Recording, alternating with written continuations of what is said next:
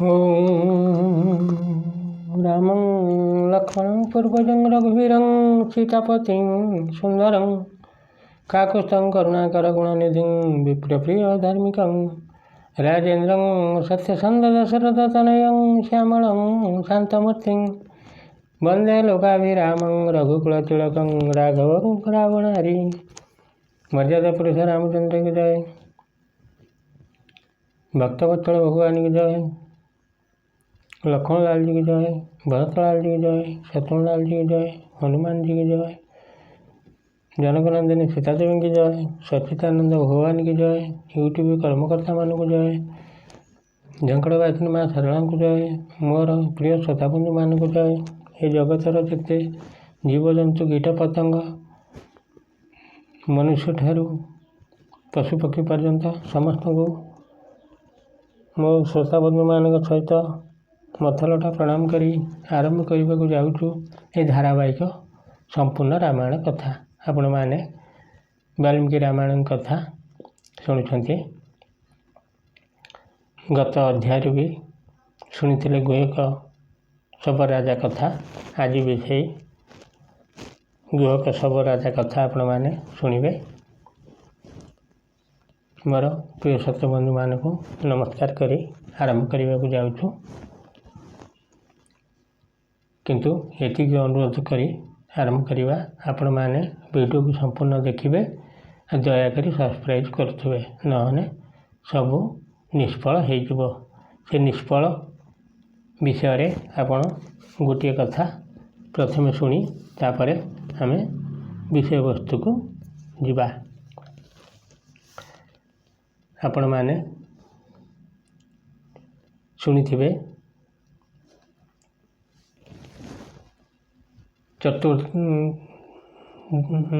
श्रीमद् भगवत गीता चतुर्थ अध्याय श्लोक नंबर 12। काक्षन्तं कर्मणां सिद्धि यजन्त यदेवता क्षिप्र ही मानुषे लोके सिद्धिर्भवति कमजा। जे जो लोक निष्काम भाव कर्म करे से विलंबर फल पाए। मनुष्य आशारे देवादेवी पूजे, किंतु यदि विघ्न हो गला सी आउ फल प्राप्त हुए नहीं। गृहस्थ अटई जेक नामता अटई अनेक पुत्र डाकई ताकु पिता भाई डाकई ताकु भ्राता।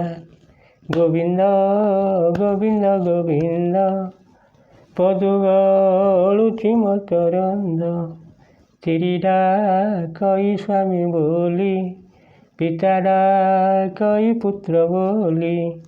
एपरी भिन्न भिन्न नाम संबंधे डाके गृहीजन सेपरी मो शेष नाम तो आगे कहली अर्जुन। निष्काम कर्म दे करई विलंबे फल से लभई। मनुष्य कर्म सिद्धि पाई देवता पूजा जे करई। सहजे फल तार होई विघ्न रे मूढ़ न सजाई। गोविंद गोविंद गोविंद पदुगलुची मकरंद से मकरंद पान करी हे तरिले ब्रज नारी। से ब्रज नारी पयरे मन मो थाउ निरंतरे मन मो निरंतरे थाउ। हा कृष्ण बोली जीव जाऊ। बोल श्याम रामचंद्र की जय। भक्तवत्सल भगवान की जय। आपण मैंने वाल्मीकि रामायण कृत शुणी परवर्ती अध्याय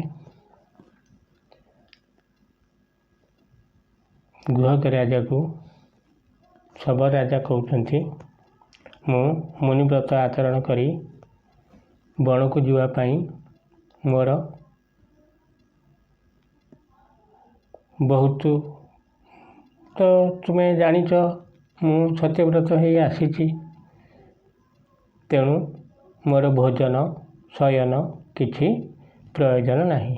ଯଦି ପାରିବ ଘୋଡ଼ାମାନଙ୍କ ପାଇଁ ଉପଯୁକ୍ତ ଘାସ ଯଦି ଆଣି ଦେଇପାରିବ ଦିଅ। ଏକଥା ଶୁଣି ଶପଥ ରାଜା ଭୃତ୍ୟକୁ ନିର୍ଦ୍ଦେଶ ଦେଲେ। ଘାସ ଆଣି ଘୋଡ଼ାକୁ ଦେଲେ। ତାପରେ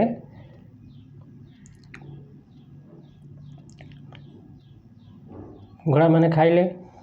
ତାପରେ ରାମ ସୀତା ପତ୍ର ବିଛଣାରେ ନିଦ୍ରା ଗଲେ। କିଛି ଦୂରରେ ଲକ୍ଷ୍ମଣ ଧନୁଶର ଧରି ଜଗିଲେ। ତାପରେ ମନ୍ତ୍ରୀ ସୁମନ୍ତ୍ର ଶବର ରାଜା ପାଖରେ ବସି ସବୁ ବୁଝାଇକି କହିଲେ। ରାଜା ମନ ଦୁଃଖ କରି ଲକ୍ଷ୍ମଣକୁ ଯାଇ କହିଲେ, ମୁଁ ଜଗି ବସିଛି, ତୁମେ ନିଦ୍ରାରେ ଶୋଇପଡ଼। ଆମେ ହେଲୁ ବନଚର ଜାତି, ପଶୁ ଲୋଭରେ ନିତି ରାତ୍ରରେ ଉଜାଗର ରହିବା ଆମର ଅଭ୍ୟାସ ଅଛି। ତେଣୁ ମୁଁ ରହୁଛି, ତୁମେ ହେଲ ସୁଖୀ ରାଜପୁତ୍ର, ତୁମ୍ଭ ପକ୍ଷେ ଉଜାଗର ବଡ଼ କଷ୍ଟ।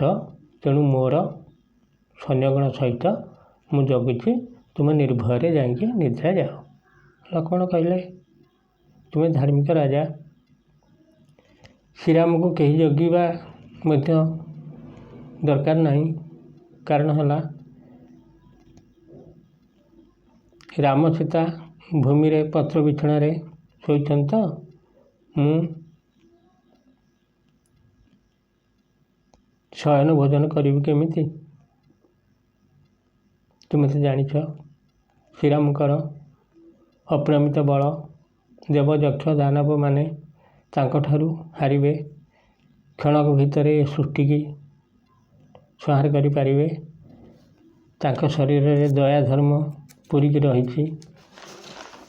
ତୁମର ତ ମିତ, ତୁମେ ଏକଥା ସବୁ ଜାଣିଥିବ। ଆମ ପିତା ଦଶରଥ ରାଜା ତ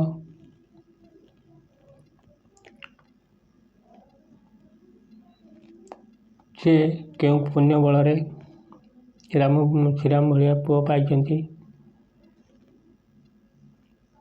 ରାମ ବିନା ପୃଥିବୀ ବିଧବା ହୋଇଯିବ। ଦଶରଥ ରାଜା ଦେହ ଛାଡ଼ି ସ୍ୱର୍ଗପୁରକୁ ଯିବେ। ରାଣୀମାନେ ରୋଦନ କରିବେ। ମାତା କୌଶଲ୍ୟା ଚିନ୍ତାରେ ପ୍ରାଣ ହରାଇବେ। ଆମ୍ଭେମାନେ ବଣରେ ଥିବୁ। ଯଦି ଆମର ପୂର୍ବ ଭାଗ୍ୟ ଥିବ ତାହେଲେ ପିତାମାତାଙ୍କ ଦର୍ଶନ ପାଇବୁ। କାହିଁକିନା 14 ବର୍ଷ ଆଖି ପାଉନି। 14 ବର୍ଷରେ କୁଆଡ଼େ କ'ଣ ହେଇଥିବ ତା'ର କଳନା ନାହିଁ। କିଏ କହିବ ସେ କଥା? କେବଳ ଶ୍ରୀରାମଙ୍କ ପାଇଁ ମୁଁ ଭୋଜନ ଶୟନ ତ୍ୟାଗ କରିଛି। ଏଣୁ ମୋତେ ଭୋଜନ ଶୟନ କଥା କେବେ ଆଉ କହିବ ନାହିଁ।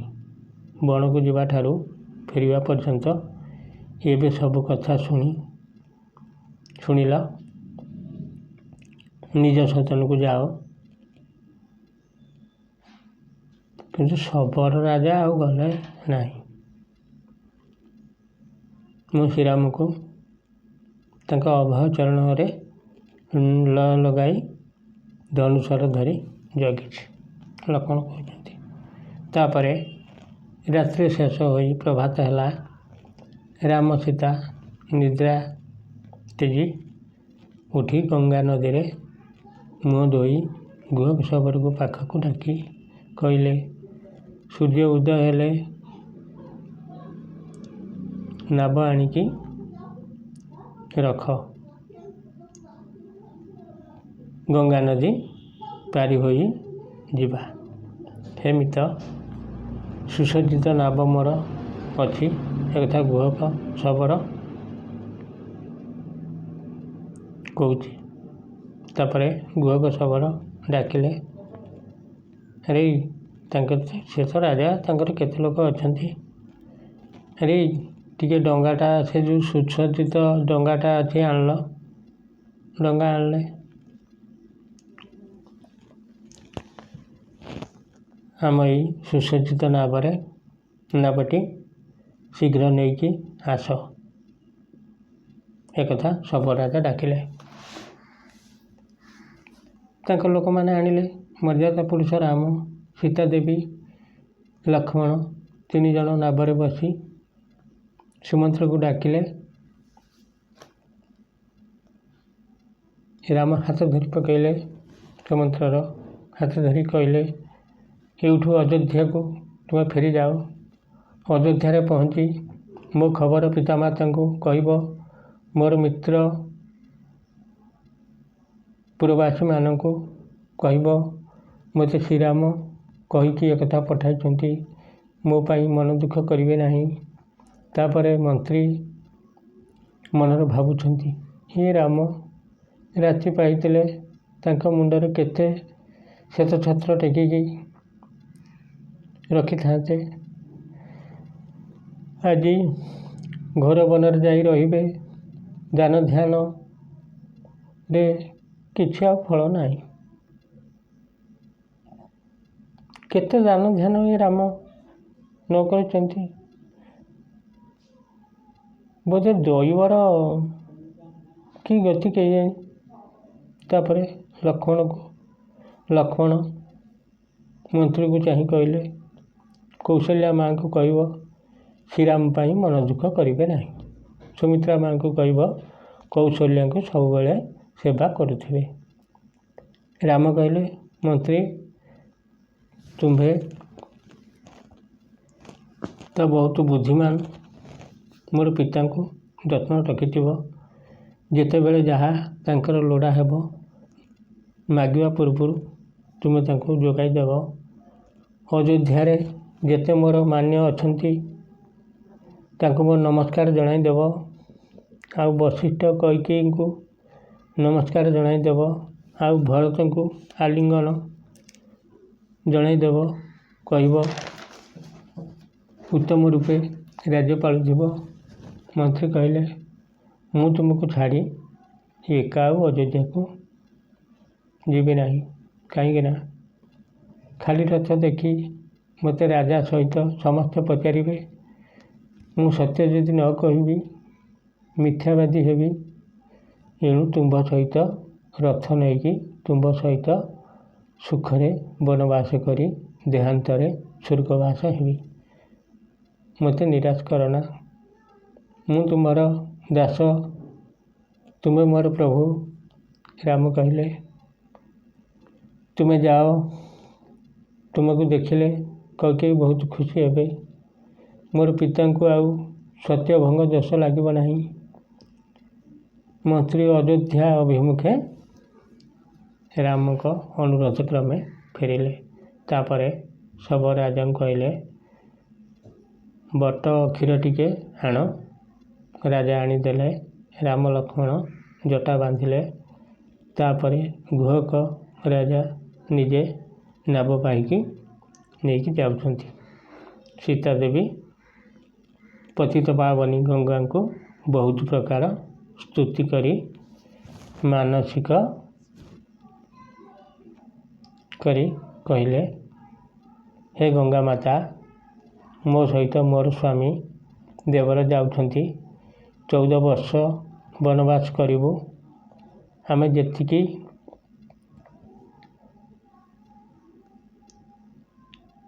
ଆମେ ଯେମିତି ନିର୍ବିଘ୍ନରେ ବନବାସ କରିବୁ। ତାପରେ ରାମ ଯଦି ଅଯୋଧ୍ୟାରେ ରାଜା ହେବେ, ତାହେଲେ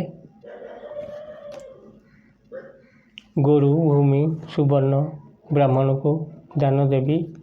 ତୁମ୍ଭକୁ 16 ଉପଚାରରେ ପୂଜା କରିବୁ। ଏତିକି ମୋର ପ୍ରାର୍ଥନା। ତାପରେ ନାଭ ଯାଇ କୂଳରେ ଲାଗିଲା। ସମସ୍ତେ ନାବରୁ ଓହ୍ଲାଇଲେ। ଶବ ରାଜା ବିନୟରେ ଶ୍ରୀରାମଙ୍କୁ କହିଲେ, ହେ ପ୍ରଭୁ, ମୋତେ ତୁମ ସାଙ୍ଗରେ ନିଅ। ଫଳମୂଳ, ମୃଗ ମାଂସ ମୋତେ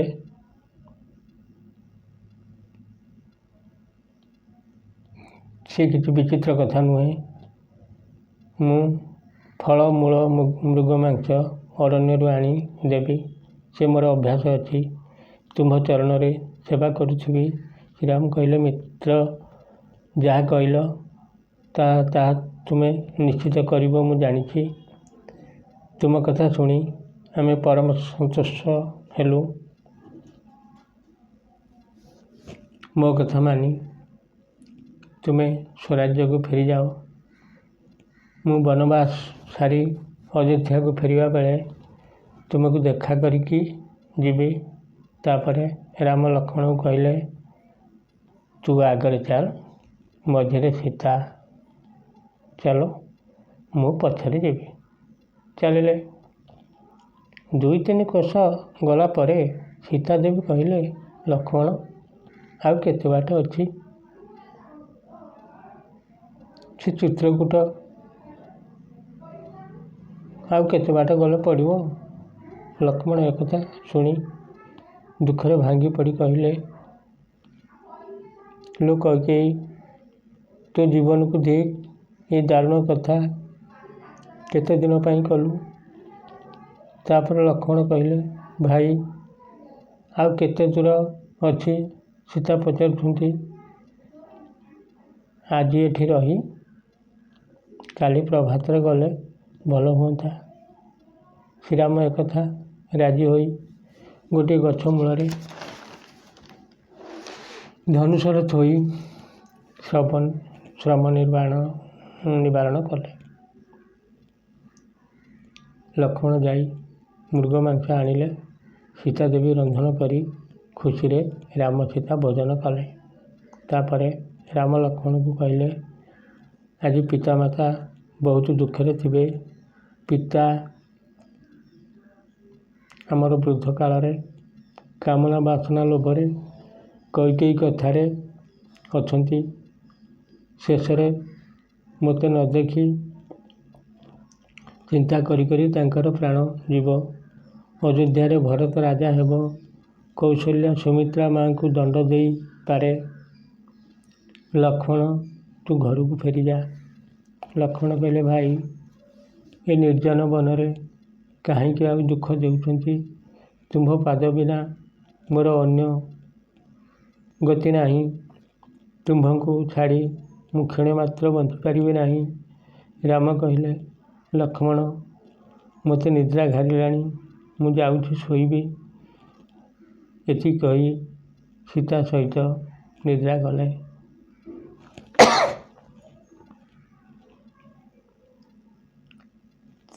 ମୋର ପ୍ରିୟ ଶ୍ରୋତା ବନ୍ଧୁ, ତାପରେ ଆପଣ ଶୁଣିବେ ଭରଦ୍ୱାଜଙ୍କ ଆଶ୍ରମରେ ରାମଙ୍କର ପ୍ରବେଶ ହେବ।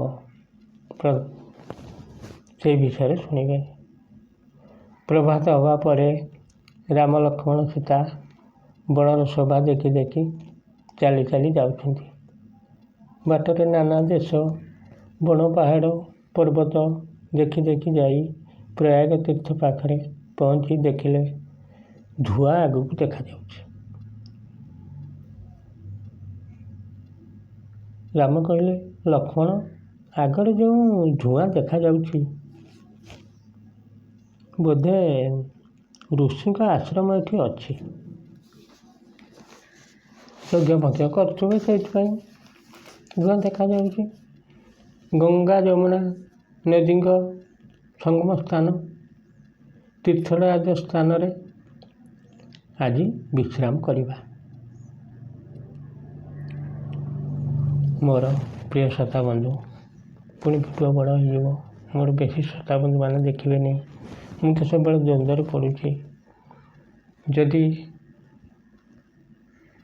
ବାଲ୍ମୀକି ରାମାୟଣ ଆଲୋଚନା ହେଲା, କିଛି ଦିନ ବେଶୀ ଶ୍ରୋତା ବନ୍ଧୁମାନେ ଦେଖିଲେ, ପୁଣି କମିଗଲା। ପୁଣି ଯଦି ତୁଳସୀଦାସଙ୍କ ରାମାୟଣ ହେଲା, କିଛି ଦିନ ବେଶୀ ଲୋକ ଦେଖିଲେ, ତାପରେ କମିଗଲା। କ'ଣ କରିବା, ସେଇ ଭଗବାନଙ୍କର ଇଚ୍ଛା। ଏତିକି ଆଜି ଥାଉ। ପୁଣି ଆପଣମାନେ ଏ ଦାସ ପ୍ରତି ଦୟା ଥିଲେ ଆଗାମୀ ଅଧ୍ୟାୟରେ ଶୁଣିବେ। ଆଜି ଆମେ ଏତିକିରୁ ବିଦାୟ ନେବା। ମୋର ଏତିକି ମୋର ପ୍ରିୟ ଶ୍ରୋତା ବନ୍ଧୁମାନଙ୍କୁ ଅନୁରୋଧ, ଆପଣମାନେ ଭିଡ଼ିଓଟି ସମ୍ପୂର୍ଣ୍ଣ ଦେଖିବେ ଆଉ ସବସ୍କ୍ରାଇବ୍ ପ୍ରତ୍ୟହ କରୁଥିବେ ସମସ୍ତେ। ଆଉ ଲାଇକ୍ ଟିକେ ବି କରିବେ। ଏତିକି କଲେ ଅନୁଷ୍ଠାନ ବଞ୍ଚିବ। କିଛି ଆଶା ଆକାଂକ୍ଷା ନାହିଁ। ସେଇ ମର୍ଯ୍ୟାଦା ପୁରୁଷ ରାମନାରାୟଣ ମୋର ପ୍ରିୟ ଶ୍ରୋତାବନ୍ଧୁମାନଙ୍କ ସହିତ ଇଏ ଯେତେ ଜଗତରେ ଜୀବଜନ୍ତୁ ଅଛି ସମସ୍ତଙ୍କର ମଙ୍ଗଳ କରନ୍ତୁ। ଏତିକି ନିବେଦନ କରି ସେଇ ମର୍ଯ୍ୟାଦା ପୁରୁଷ ରାମକୁ କୋଟି କୋଟି ନମସ୍କାର କରି ଝଙ୍କଡ଼ବାସିନୀ ମା ଶାରଦାଙ୍କୁ ନମସ୍କାର କରି ମୋର ପ୍ରିୟ ଶ୍ରୋତାବନ୍ଧୁମାନଙ୍କୁ ନମସ୍କାର କରି ବହୁତ ଅନୁରୋଧ କଲିଣି ପ୍ରିୟ ଶ୍ରୋତାବନ୍ଧୁମାନଙ୍କୁ ଯଦି କିଛି ଭୁଲ ହେଉଛି କ୍ଷମା କରିବେ। ଆଉ କମେଣ୍ଟ ବକ୍ସରେ ଲେଖିବେ। ଯଦି କିଛି ସନ୍ଦେହ ହେଉଛି ତା ବି କମେଣ୍ଟ ବକ୍ସରେ ଲେଖିବେ। କିଛି ବି ଲେଖୁଛନ୍ତି ଆମେ ଉତ୍ତର ଦେବାକୁ ଚେଷ୍ଟା କରିବୁ। ଏତିକି କହି ମୋର ପ୍ରିୟ ଶ୍ରୋତାବନ୍ଧୁମାନଙ୍କୁ ମଥାଲଟା ପ୍ରଣାମ କରି ବିଦାୟ ନେଉଛି। ଜୟ ଶ୍ରୀରାମ।